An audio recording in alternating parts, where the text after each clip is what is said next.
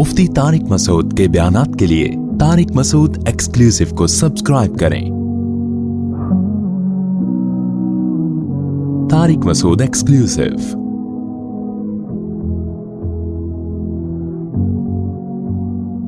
हज़रत सुना है कि पहले लोगों के आसाब मजबूत थे, खून निकलवाया करते थे, लेकिन उस वक्त कम खाना कम सोना फ़ायदेमंद था। मगर अब आसाब कमज़ोर हैं, खुराक खालिस नहीं है, लिहाजा अब खाना और सोना डट के करना चाहिए ताकि कमज़ोर ना हो। इस तरह ज़्यादा शादियाँ करना इस्लाम और मेडिकली इस ज़माने में सेहतें अच्छी थी, सहाबा ने ज़्यादा शादियाँ की तो इनका ईमान तक़वा भी ज़्यादा था। माशाल्लाह मार्केट में ये चल रहा है, गलत चल रहा है मार्केट में। कम खाना हमेशा से सेहत के लिए मुफीद रहा है, ज़्यादा खाना हमेशा से सेहत के लिए नुकसान दे रहा है। खूब समझ लो, फितरत कभी चेंज नहीं होती, ज़माना चाहे कितना ही तब्दील हो जाए, फितरत चेंज नहीं होती। सेहत के बुनियादी उसूल जो पहले थे आज भी वही हैं। बाकी कम सोना का मतलब, कम सोना का अब कम क्या मतलब क्या है? जितनी नींद इंसान की सेहत के लिए ज़रूरी है उतना तो पहले भी ज़रूरी था और अब भी ज़रूरी है। आजकल ज़्यादा लंबा सो के भी लोगों को सेहत नहीं मिलती। उसकी वजह यह है कि स्लीप क्वालिटी की वाट लगी पड़ी है।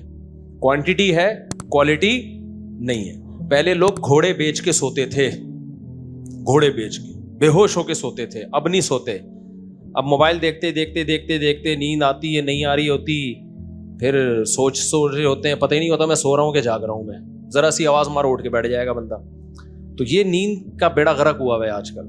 तो वो स्लीप मैनेजमेंट एक कोर्स करवाते हैं सुलेमान अहमद साहब, मैंने वो कोर्स किया हुआ है, बहुत पहले किया था, बहुत ज़बरदस्त कोर्स है, वो कर लें आप। आजकल वो करवा रहे हैं, टाइम लेंडर वाले स्लीप मैनेजमेंट का कोर्स है, लेकिन उसको पूरी आपके स्केड्यूल अपना चेंज करना पड़ेगा। खाली कोर्स करने से फ़ायदा नहीं होता। मैंने भी कोर्स किया हुआ है, लेकिन मुझे फ़ायदा इसलिए नहीं हुआ कि अमल थोड़ी हो रहा है। हमें भी रात को नींद नहीं आती, वजह उसकी सफ़र, अभी फिर सफ़र है मेरा। जब थोड़ी आदत पड़ती है जल्दी सोने की तो फिर सफ़र शुरू हो जाता है।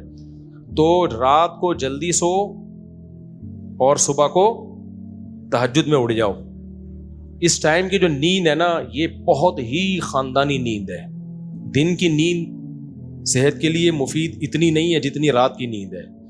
तो अल्लाह ने साइकिल बनाया हुआ है, घड़ी है हमारी बॉडी में लगी हुई है, वो सूरज के हिसाब से चलती है। हम रातों को जाग जाग के दिन में सो के उस घड़ी की ऐसी की तैसी, उसके स्प्रिंग की ख़राब कर दी हम लोगों ने। तो उस रूटीन पे आ जाओ और दिन में थोड़ी देर कैलूला मार लो। दिन में क्या कर लो, थोड़ी देर सो जाया करो, बस काफ़ी है ये।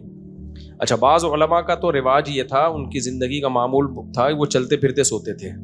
ऐसे भी हमने बुजुर्ग देखे हैं। हज़रत शेखुल हदीस मौलाना ज़करिया रहमतुल्लाह अलैह सोते ही नहीं थे। वो काम करते करते थक गए, जब बहुत नींद का गलबा हुआ तो लेट गए, वहीं पे सो गए, गहरी नींद। जब थकावट उतरी तो उठ के बैठ के काम शुरू कर दिया। करते वो ये भी एक तरीका होता है कि सो नहीं तो नींद खुद ही मुसल्लत हो जाएगी। वो बहुत क्वालिटी वाइज बड़ी गहरी नींद होती है, लेकिन ये तरीका फ़िलहाल आप लोग इख्तियार ना करें, कुछ और ही ना हो जाए आपके साथ। तो रात को तमीज़ से अच्छे बच्चों की तरह 10 बजे सो जाया करें और सुबह 4 बजे 11, 12, 1, 2, 3, 4, 6 घंटे बहुत होते हैं, बहुत ज़्यादा होते हैं। और इस टाइम पे तो बहुत ही ज़्यादा होते हैं। 10 बजे सो जाएं, वैसे तो 3 बजे उठना चाहिए, लेकिन 4 बजे भी चलो, शैतान को भी थोड़ा खुश करना चाहिए। बहुत नेक बनने की ज़रूरत नहीं है। रात को 10 बजे लेट गए, सुबह 4 बजे उठ गए, तहज्जुद पढ़े, दुआ मांगी, फजर पढ़ी। फजर से पहले थोड़ा सा 10 मिनट लेट जाए, नबी की सुन्नत है। फजर की नमाज से पहले 5-10 मिनट हल्की सी नींद अगर आ रही है तो ले लें, वो उससे फ्रेश रहता है आदमी। उसके बाद फिर सोए नहीं। फिर आपने दोपहर, सुबह फजर के बाद ही अगर नाश्ता कर लिया, अगर मामूल है, वैसे तो नाश्ता कोई अच्छी चीज़ नहीं, लेकिन चलो कर लो, अब इतना भी शैतान को भी तो खुश करना है ना थोड़ा सा। बहुत ज़्यादा नेक बनता है ना आदमी तो थोड़े से भी जाता है। फिर वो मैंने देखा है, जो एकदम से बहुत नेक बने फिर वो ऐसी रिवर्स होते हैं ना, क्या आदमी कहता है भाई तू पहले ही ठीक था। तो फजर के बाद नाश्ता किया तो आपको 12 बजे लगेगी दबा के भूख, तो 12 बजे आपने खाना खाया, फिर आप ज़ोहर से पहले कैलूला मारा आपने थोड़ी देर, बड़ी मज़े की नींद आती है। फिर ज़ोहर में उठे आप, फिर रात को 10 बजे तक मत सो। ये तरतीब इंसान के बच्चों की तरतीब है, जो इस्लाम की बताई हुई तरतीब है। सारे शरीफ लोग हमेशा से इसी तरतीब पर अमल करते आ रहे हैं, लेकिन अब ये तरतीब मार्केट से शॉर्ट हो गई। अब 12 बजे सो के उठते हैं, फिर भी थके हुए होते हैं, क्योंकि उठ ही गलत टाइम पे रहे। सुबह उठने के बाद सबसे पहला काम आराम करना होता है आजकल लोगों का। آپ کسی سے کراچی میں پوچھیں تو صبح اٹھنے کے بعد کیا کرتا ہے, کہتے ہیں آرام کرتا ہوں میں, کیونکہ صبح جب اٹھتا ہے نا بستر سے 12 بجے سو کے, تو غنودگی ہی رہتی ہے سارا دن, فریش نہیں ہوتا. سمجھتے ہو؟ کیونکہ صبح کے وقت فجر کے وقت آکسیجن لیول بہت ہوتا ہے, وہ آپ کو فریش کر دیتا ہے. جب فریش کرنے والے ہارمونز باڈی سے نکلنے تھے اس وقت آپ سونے والے ہارمونز کو استعمال میں لا رہے تھے آپ. تو یہ سارا سیٹ اپ الٹا پلٹا چل رہا ہے مارکیٹ میں. تو یہ فطرت سے بغاوت ہے. تو ٹائم پہ سو, تمیز, گہری نیند لیا کرو, گہری نیند. خوب تھکا وہ بہت ہی. اور یاد رکھو, بار بار ایک بات کہتا ہوں, میں ڈاکٹر نہیں ہوں لیکن آپ ڈاکٹروں سے تصدیق کر لینا, وہ کہیں گے صحیح کہہ رہے ہیں اگر وہ انسان یعنی صحیح ڈاکٹر ہوگا. کھانے پینے سے زیادہ کیا ضروری ہے؟ گہری نیند. لوگ کھانے پینے میں تو پھر بھی کچھ تبدیلی کر دیں گے, نیند کو نہیں. سب سے زیادہ آپ کی باڈی کو ریکور کرنے والی, ریفریش کرنے والی, جوان رکھنے والی چیز کیا ہے؟ بولو. گہری. ابے بھائی نیند نہیں نا یار, سوتا تو ہر آدمی ہے. گہری نیند, نیند نہیں. ہر آدمی سو ہی رہے نا, پوری قوم سو رہی ہے لیکن فریش ہو رہی ہے. دفتروں میں جاؤ سو رہے ہیں.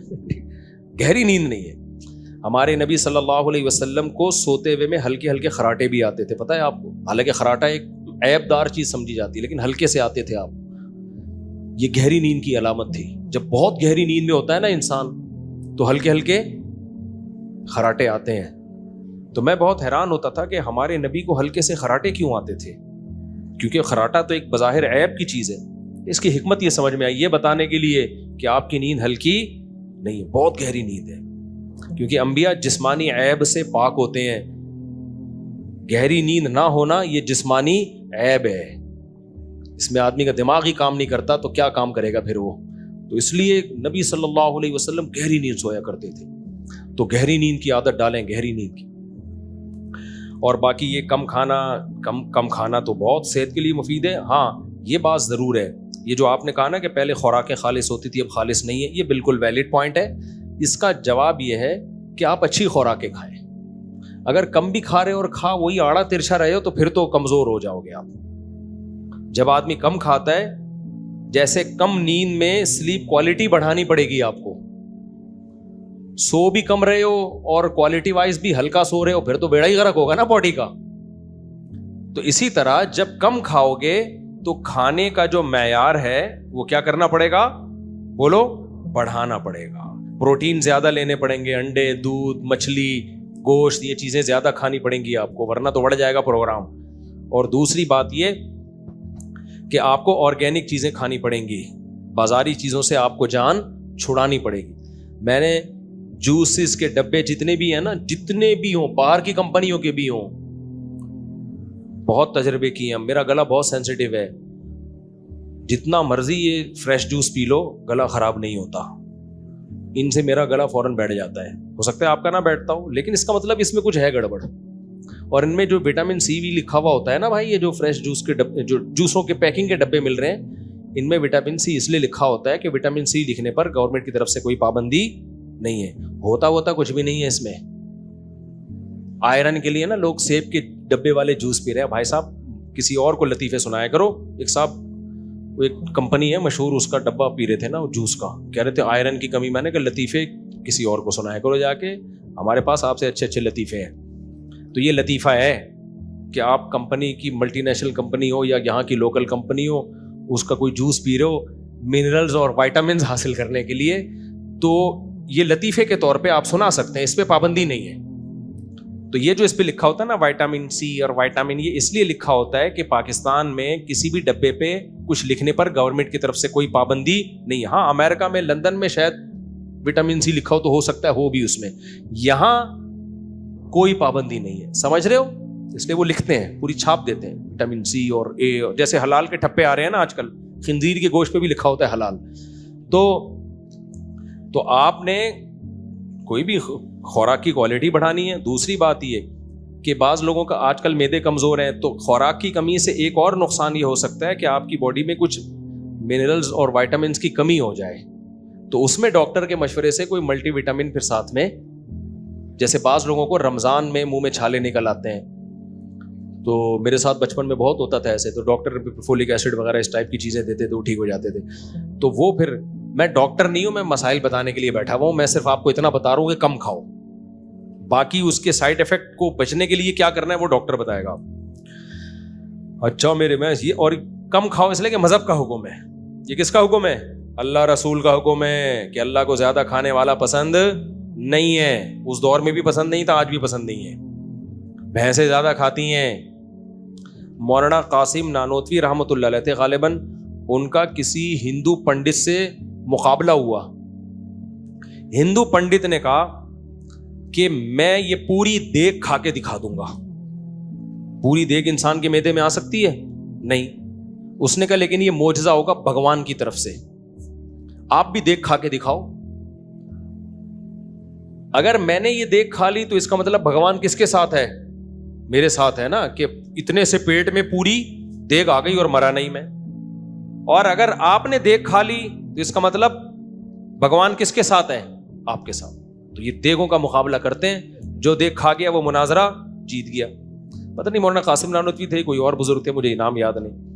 اب وہ بیچارے سوچ میں پڑ گئے, یار دیکھ کون کھائے گا بھائی, کیا خیال ہے بھائی.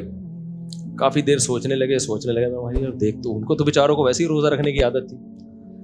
تو کافی دیر اب وہ سمجھے کہ یہ مناظرہ ہار گئے ہیں, بغلے بجانے لگے, تالیاں پیٹنے لگے. انہوں نے کہا بھائی دیکھو بات یہ ہے کہ دیگیں کھانا انسانوں کا کام نہیں, بھینسوں کا کام ہے.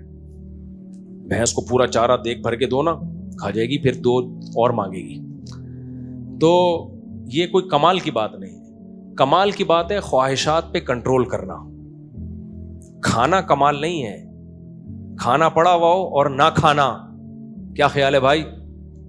یہ کمال ہے نا. طرح طرح کی چیزیں پڑی ہوئی ہیں اور آپ کہہ رہے ہو کنٹرول کروں گا اپنے اوپر, نہیں کھاؤں گا. یہ انسانیت ہے. تو ایسا ہے کہ میں بھی ایک ہفتہ بھوکا رہ کے دکھاتا ہوں اور آپ بھی ایک ہفتہ. جو ایک ہفتہ بھوکا رہ گیا اس کا مطلب اللہ اس کے ساتھ ہے, اس کا دین سچا. اب آپ بتاؤ جو دیکھ کھاتا ہو وہ تو 2 دن نہیں بھوکا رہ سکتا, وہ ایک ہفتہ کہاں سے بھوکا رہے گا.